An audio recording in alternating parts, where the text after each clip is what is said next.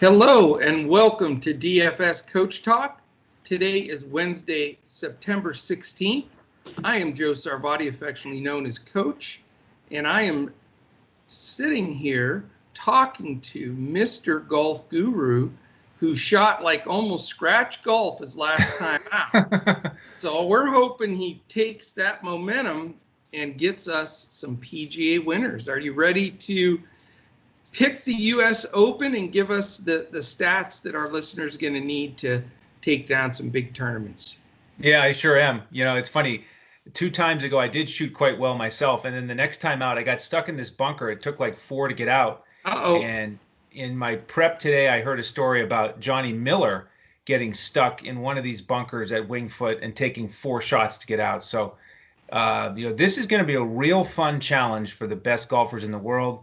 There's been a lot of talk this week about how difficult it's going to be, but I watched a flyover of the course. It was 11 or 12 minutes long today, went over every hole, and I love it. Nice. I mean, it's beautiful. It's a visually really enjoyable course, I think. Yeah. And it's it's a little bit unique in the design where a lot of the greens slope from back to front and you've got bunkers on both sides. Right. Greens are really fast. Rough is long, fairways are narrow, and it's going to be a great test. I'll tell you, man, for history-wise, there's so much history at this course. I believe this is the 7th U.S. Open they're playing there. Just reading about it, I had posted something on Discord for our members that sort of talked a lot about Winged Foot and the history and, just how they built it back in the 1920s and, the first rounds played. And then I guess what they did was about 6 years ago, they came in and redid the greens and made them about 15 to 20 feet bigger all the way around. Right. And we're able to, put some of the original pin placements from 100 years ago plus, So it's going to be exciting. It's going to be very tough. I'm really excited to go over the stats with you. I know you pulled out some really important stats for this event because obviously, the last time they played the tournament here for the U.S. Open, +7 was the winner. So good God, I don't know if it's going to be quite that tough, but after everything I read, and I'm interested to hear your take on it, I think, 2 under could be a winning score in this event. Absolutely. What do you think? Yeah. Every time they play a major here, it's usually several over par for the winning score. And there aren't many rounds even under par during the week. So I think it'll be pretty similar this week as we've described here initially. Very narrow fairways, deep rough, and it is a long course. It's almost 7,500 yards and it's only par 70. So that's ridiculous. It's just going to be an absolute There's like a grind. 657-yard hole, something ludicrous like that. Oh, it's tough. Yeah, I can't imagine. The one thing I read, and that's why I want to examine this when you go over the stats also, is it is absolutely imperative to land the ball in the right spot on the green. Because if you're above the hole or above into the side of the hole, you can't hold the green. You're going to be it's going to roll 30, 35 feet past the pin. So that accuracy of your iron play coming into greens is going to be beyond important. So other than having to be extremely long, extremely accurate, having tremendous irons and putting probably better than you ever have in your life, it should be a real simple test, I think. Yeah, because that's right. Because then all you have left is your bunker play. And there are some big, deep bunkers here, too. So that's no easy task. It is a test of the entire game. And that's why I think it's going to be a lot of fun to watch. So, in terms of the stats, the first one I looked at was bogey avoidance. And which guys are sort of set up, in terms of this last year's performance to handle a U.S. Open type situation where it is the U.S. Open and you're sort of battling for par, and if you're under par, you're probably going to win. So there are some names at the top of the list that are not going to surprise you. Webb Simpson, number 1 in that category. He's been so steady. John Rahm, Harris English, Xander's number 4, Bryson is number 7, JT's number Really? 8. Yeah, pretty solid for Bryson, isn't it? Yeah, I'm surprised. Berger's number 10. I'll just give you the guys from the top 25 who are playing this week. Okay. Abraham Answer is 12th. Zach Johnson, 15th. My man Brian Harmon, 17th. Paul Casey, 18th. He owes us a good round or 2 or 4. Yeah. Tyrrell Hatton, 19th. Hideki, 21st. Brendan Todd, 23rd. Adam Scott, 24th. So, Okay. Steady players who are near the top of a lot of statistical categories. Those are the ones who've really stood out in the last year or so in terms of avoiding bogeys. Yeah, obviously that's going to be a huge piece of this deal for sure. What was the other the one that I was really interested? I think that you pulled also was it save shots? I did. Total driving was next. Okay, let's talk about that one because I think that's going to be super key. Because if you can have a 9-iron or a wedge in your hand, then you can place it in the right spot on those greens. But exactly, if you're hitting it out of the rough and then you're trying to put it on the green in those spots, you're staring at bogey at least. Exactly. So what do we have? Who's up top there? Yeah, so for total driving, which takes into account the distance as well as the accuracy, Paul Casey is number 1 for the season. Oh no. Yeah. Okay. And he's a nice price too. He's under 8,000 on DraftKings. He's only 9.8 on FanDuel. So it's tempting. He's our kryptonite though. When we take, he's been a little bit of jinxy for us, so I'm not sure what to do there. Right. You'll feel better about the guy who's number 2 in total driving. That's John Rahm. Yeah. Berger is 12th. Webb Simpson is 14th. Xander is 15th, and Tyrrell Hatton is 24th. So if those names sound familiar, all 6 of those guys are also in the top 25 in bogey avoidance. So those are some guys that I'm really zeroed in on. I mean, if you drive it long and accurate and you avoid bogeys, I mean, that puts it all together. The physical, the mental, grinding. You got to grind for pars here. And that reminds me, one of the interviews I heard this week was with John Rahm, and he really sounded sort of like he had a peace of mind, having gotten to number 1 in the world, the recent win, and just a mentality of, he's got the U.S. Open mentality already locked in, talking about you got to keep a bogey. If you're going to have one, you got to keep it as a bogey. You can't have the big numbers, and just talking about, just flipping the script, going to the next shot. And, as we continue through this discussion of stats, I really like his profile from the numbers, and matching that up with his mentality right now, he's going to be one of my top picks. Very nice. I'll tell you, the thing that makes this tournament a little bit different, the stats that you read off, I think, are extremely important. But there's even one more step further with this tournament that makes it so tough. You can't just hit it down the middle, get it on the green, and then just feel great. You're going to have a 2-putt at worst. You're feeling good about it. That's not the case here. If you're not hot with the flat stick, or you're in big trouble, because you're going to see more like par putts from 12 or 15 feet because they didn't get the first putt close enough than you've seen probably all season long. So, I think those stats are important, but also combining that with getting a hot putter is going to be so key. It's crazy. Real quickly here, before we take one step further, I want to thank our presenting sponsor, BetUS. Go to betus.com.pa,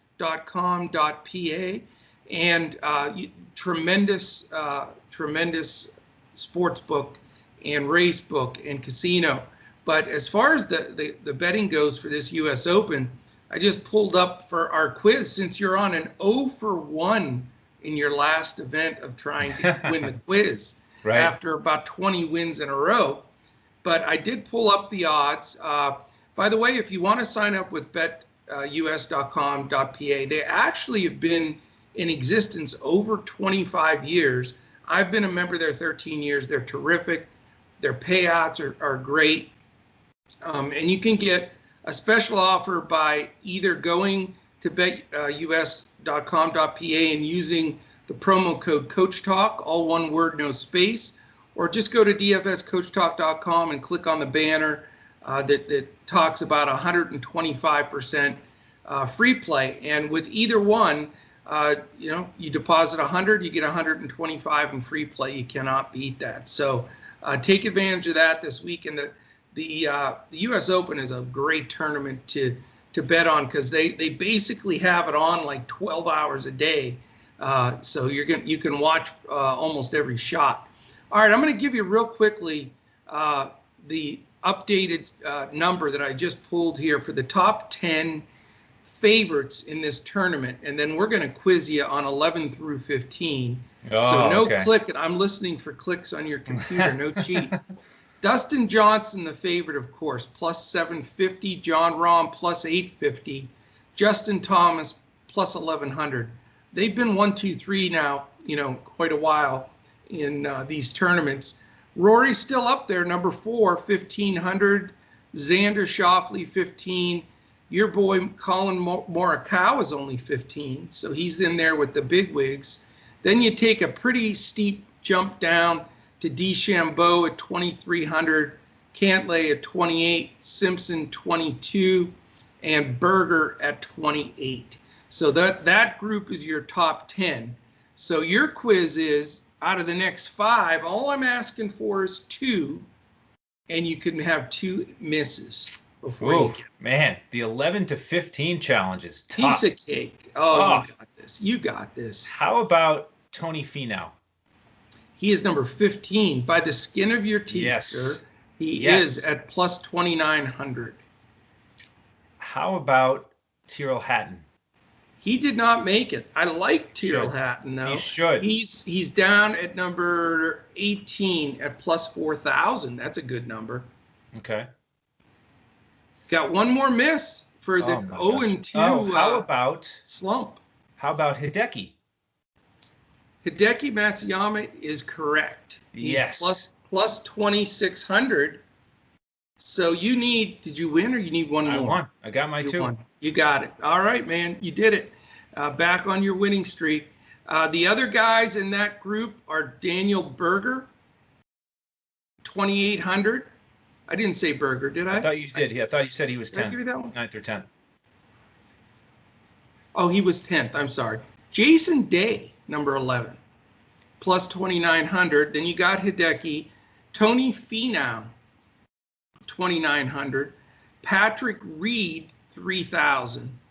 And then the last guy that you didn't get was Tommy Fleetwood, is also tied for that spot. So interesting. Right outside of that group, just for the last few I wanted to mention because it's interesting, it's Adam Scott, Tyrrell Hatton, like we mentioned, Justin Rose, and then some guy by the name of Tiger Woods. You can get plus 6,000 on El Tigre. And then you got guys that have just, it's bizarre because you got Ricky Fowler, who's big fat odds again, our guy Paul Casey that you can make a case for. And then some other great players. I mean, Matthew Fitzpatrick, who's had a hell of a year. Hovland, Woodland, Wolf, English. I mean, those guys are playing good golf. So, man, I'll tell you, this has been the toughest, I think, that we've had all season long to pick. I mean, you've got all the top guys. You've got a course that sort of evens out all the possibilities here and really creates a wide open tournament. So very, very interesting. Give us some more of your stat knowledge, or what else can we look at basing as we're building this? I'm happy to do that. I'm going to give you a quiz actually as I transition to the next stat. Okay. It's about a guy who just came up. It's Tony Fenow. Okay. And here's my question for you. Do you think he ranks higher for the season last year in total driving or strokes gained approach? Strokes gained approach. Nice call. I'm not sure I would have gotten that. I mean, the guy, the numbers jumped out at me. He's silky with those irons, man. Yeah, he is. He is. I mean, everything is silky. I love his smooth swing. It's beautiful. Beautiful. He's amazing. But The thing is, he drives it so far. He's 13th in total driving. And by the way, I mean, he could probably be top 2 or 3 if he wanted, but he hits a lot of 3-woods. But because he has such such distance, I thought his total driving score would be higher because he's not known as this amazing iron player. But as it turns out, underrated. The thing that kills him is the flat stick, man. The putter hurts. He misses 5-footers all the time. It's crazy. Yeah. And the driving accuracy. I mean, that's what really pulls him down in the total driving. Right. And on a course like this, playing out of the rough, it's really going to be challenging. So, I'd like to get some exposure to Tony Fenow, but it is going to be tough for him if he can't drive it in the fairway. So, plus the greens, man. I don't know if you're not silky with that flat stick. I just don't know, because you've got to. But again, if he's putting it in the right spot, you're below the hole and you can take a run at it, then you should be good to go. So it's going to be tough. Yeah, it is. That transitions me to the next stat, which is the strokes gained approach. And as I was funneling it down with these guys who were top 25 bogey avoidance, top 25 total driving, and then who out of that group is in the top 25 strokes gained approach, there's only 3 guys who hit all those categories. Tyrrell Hatton's number 4 in strokes gained approach. Yeah. Webb Simpson number 6, and once again Paul Casey number 9. Oh my God, he's haunting us there. Let me ask you this though, because I put Simpson in my lineup in that last event, and he just didn't play well. Right. And I know we had talked on the show, and you had said he's just missed a week. He wasn't quite right. I mean, is that still in play in this game? In this, I do. I think it's still an issue. Yeah, he didn't play that well in Boston. Then he skipped the BMW to get ready for the Tour Championship, and we thought maybe that would give him an advantage, some extra rest, stay down south. But it didn't really help. He's just a little bit off. And so these stats that we've gone through, of course, are for the entire season last year that just ended. So, that's the thing. It's a big decision. Do you go with Webb, who checks the box on so many stats, many categories, looks so good on paper, but recent form, it just hasn't matched it. So, out of the guys that we've been talking about with these great stats, he is the guy that I'm probably going to question the most. I agree with you. And my whole point there is, being in this world of COVID that we're in right now, and all these chopped up seasons and shortened and bubbles and everything else, all that statistical analysis, all the optimizers, everything that you are used to using, they all help, but they're not nearly as accurate as they've ever been before, because these are all new scenarios. These are all new, no sample size situations. So, recency has a tendency to be the biggest thing. I mean, let's look at Paul George in the NBA. I mean, the dude statistically in every category and everything he did, his whole career has been fantastic. He showed up at the bubble and just wasn't mentally right. And as much as we tried to squeeze a big games out of him, the dude just never was right. And, it showed in that game yesterday. I mean, a couple of those shots were like off the side of the bank. I mean, mental kind of blocks. So, I want to start looking at those tendencies.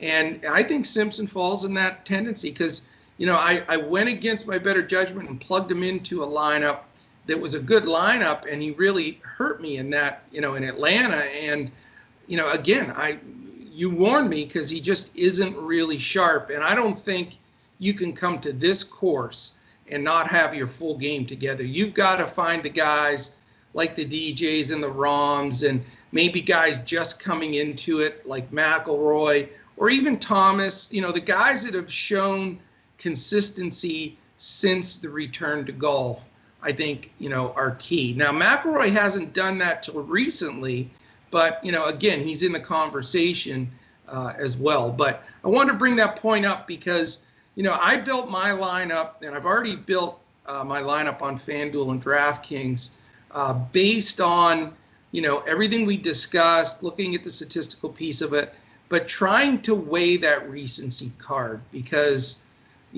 this is not a week you can get away with not having your A plus game, not just your even, mid A game. So, and I want to start talking briefly here about sort of our builds, because, you've got some pricing that's different on the two sites, but you can still maneuver around who you want to put at your base. So what I want to share on this show with you, Andrew, and get your take on it, is my 3 top guys. And then I have three value play guys and a couple other I'm considering that I'm going to chew on this evening and then share in Discord tonight, because we will both be putting up our core lineup on DraftKings, not the full lineup, just our core, and then the full lineup on FanDuel and Yahoo. So we're going to get you 3 golf swings at it, and from both the right side and left side. So there you go. Right. So can I give you my first pick? I'm looking forward to it. Think you're going to be surprised. Okay. Xander Schofly. Oh, I like it. I'm you sold. Like that pick? Sold. I mean, his price is 11.4 on FanDuel, similar on DraftKings, and I mean the dude is just so rock solid, so straight. He's long enough. Great putter. I just think, he's floated around having a big tournament, but really hasn't put the last few pieces together. He's sort of under the radar here, being like the 6th, 7th highest priced guy. I like him as an anchor. I have a lot of confidence in him. Yep, this could be the major for Xander. He recently fired his dad as his coach. What? His longtime coach, and they've gone back and forth. They've had their ups and downs. I don't think it's a major deal, but he had been kind of scuffling a little bit, and then he's really picked it up here recently, the last couple of weeks. So I think, with that transition, with his stats, the way he's playing here, this really could be his time. So I love that pick as one of your core guys. Awesome. All right, I'll continue with mine, then we'll dive into yours, I guess. We'll try it a little differently this week. My second guy, he's been riding a consistent train for me, and he's been super steady. He always gets me one of those late Sunday tee times, and he's always messing around in the money, and that's Justin Thomas. I mean, he's steady. I do know, and this is my concern, I've seen him spray some balls to the right off the tee, which would be death in this tournament, but I'm hoping he's able to straighten that club out. Of the 3 guys that are at the top of my list, I'm actually most afraid of him, and he's higher priced than the other 2. But, I mean, if you look at him statistically, his results, his top 10s, what he's done, I mean, even when he is spraying a driver or 2, he usually scrambles back. I mean, the dude made a birdie the other day he was right off the tee into a bunker that only 2 guys went into all week long.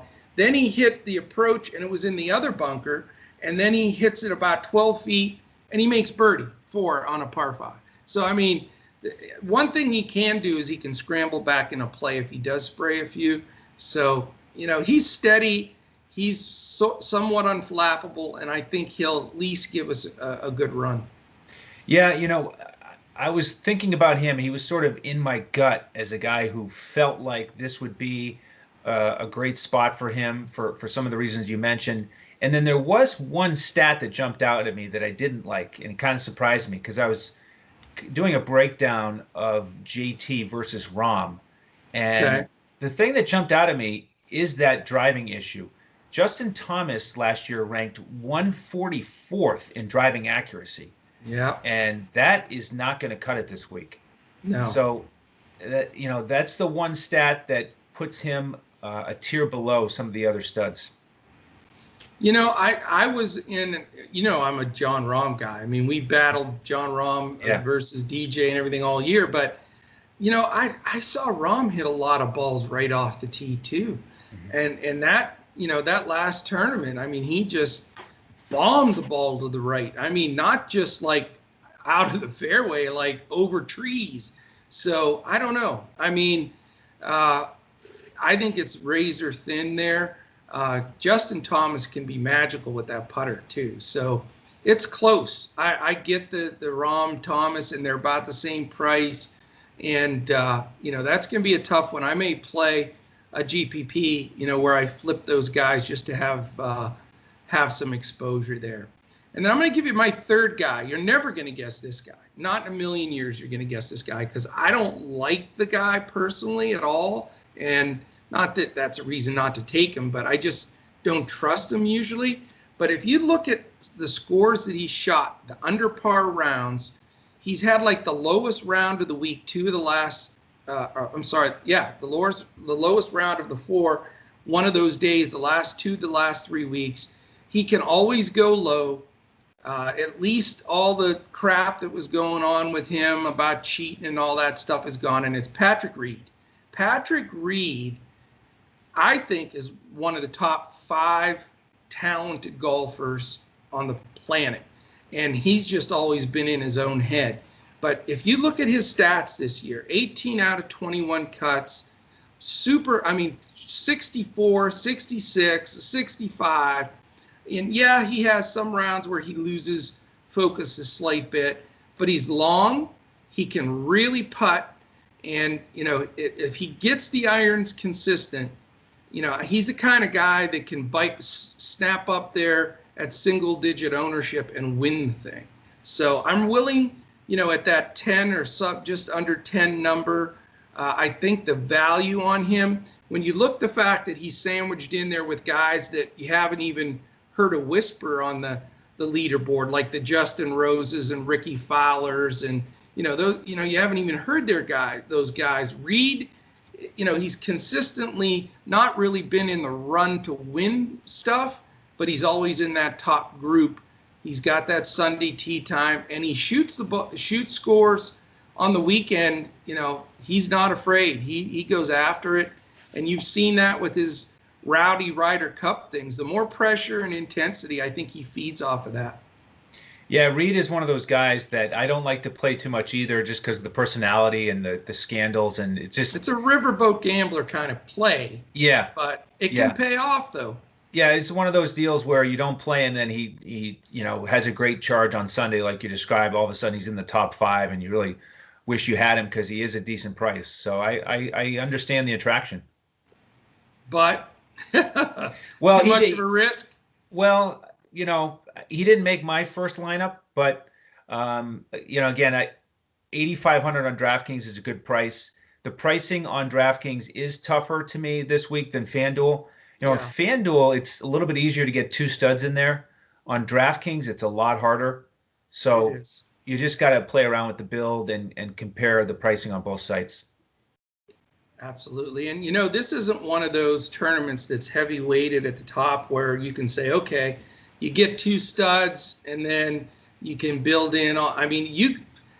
It's not even easy picking the studs. You gotta make some tough choices. You look at my build right now. No DJ, no Rahm, no McIlroy.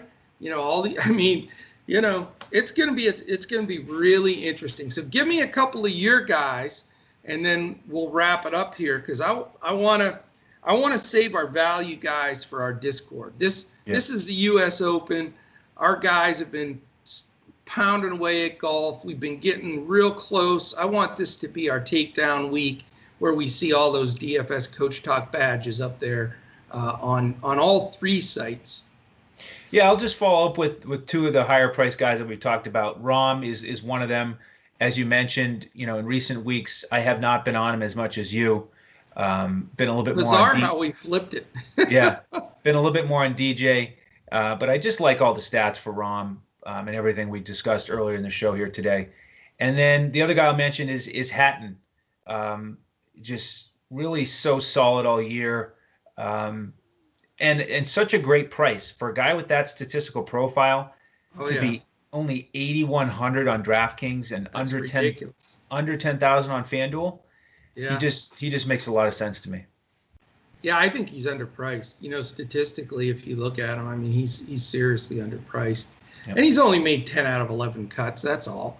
And that's the thing. He doesn't get much pub because he doesn't play over here all the time. He plays in Europe. So I think that's a fantastic pick as well. No doubt about it. All right, couple things. I want to thank our presenting sponsor, betus.com.pa. Go there, get that 125% free play when you sign up at dfscoachtalk.com. Definitely check those guys out for your did you see the bets on there? I mean, you can bet top 5, top 10, top 20, head to head, round by round, you name it. You basically can, how many times the guys scratch their backside, you can almost bet on this tournament. So definitely hit some of those prop bets on there. Check us out on Twitter at DFS Coach Talk. You can follow any of us. I'm at Joe Sarvadi, JoeSarvadi. Andrew is at Language Olympic, and our man Shane is at DET Sports Shane. If you're watching this right now on YouTube, smash that like button, thumbs up, subscribe. We need you to subscribe. We want to keep moving up the algorithm there on YouTube, and hit the little alarm up in the right-hand corner so you get a nice alert when our new podcast posts. And with golf, all 7-day-a-week NBA, 3-day-a-week NFL. I mean, we have podcast posting all the time, so that alarm really will help you know when they go up. And sometimes they're up at 2 a.m. because we're up doing, pods for the next day, etc. Instagram also, check us out, DFS_Coach Talk. And, it was really awesome that the folks at BetUS did a little story on DFS Coach Talk and posted that on Instagram. I think our listeners will find that really a good thing to check out. So please do. Also, if you're listening to us through all of the podcast airways, if it's iTunes, Spotify, Podbean, iHeart, you name it, please give us a quick like there. We have a monthly contest that in 2 weeks that we choose for. It's the end of each month where you win a free monthly membership. If you're drawn for just putting 5 stars on iTunes and a little comment, or giving us also the like on Spotify. So we really appreciate everybody there. Our charity of choice here is mambaon3.org. That's MAMBAONTHREE.org. It is a wonderful, wonderful charity set up by the Bryan family. All right, man. Any last golf words from the switch-hitting, right-handed, left-handed player Andrew Hansen? No Seamus in this tournament. No Seamus Power, so that's unfortunate. But what about Austin Powers? Yeah, so for golf, if you want our lineups, then jump in as a member. Go to dfscoachtalk.com, grab one of our memberships. You can get a week, a month, or a year, or our fall special that takes you through the end of the year. And if you're new to the program, you're listening to golf, you don't know about our basketball and football or baseball, whatever membership you get access to all of our sports. So every lineup that we give out every day will be included in that membership. So we'd love to have you join tonight, and you'll get those golf picks tonight. If you hurry, well, you probably won't get baseball tonight, but you'll get basketball, football, and baseball tomorrow on Thursday on what's going to be a really fun day as well. Can't wait. This is going to be a fun week. I love the U.S. Open. It's a blast. We're into the conference finals in the NBA. You can't ask for more than that. And then baseball, because they have this little tiny season, they're in their home stretch already with crazy teams like the Marlins about to make the playoffs. So it's going to be a lot of fun there. And then football, Andrew and Shane crushed week 1, so they're off to a super hot start. So definitely join us. We'd love to have you. And we will certainly catch you all again tomorrow when we look to crush it in DFS.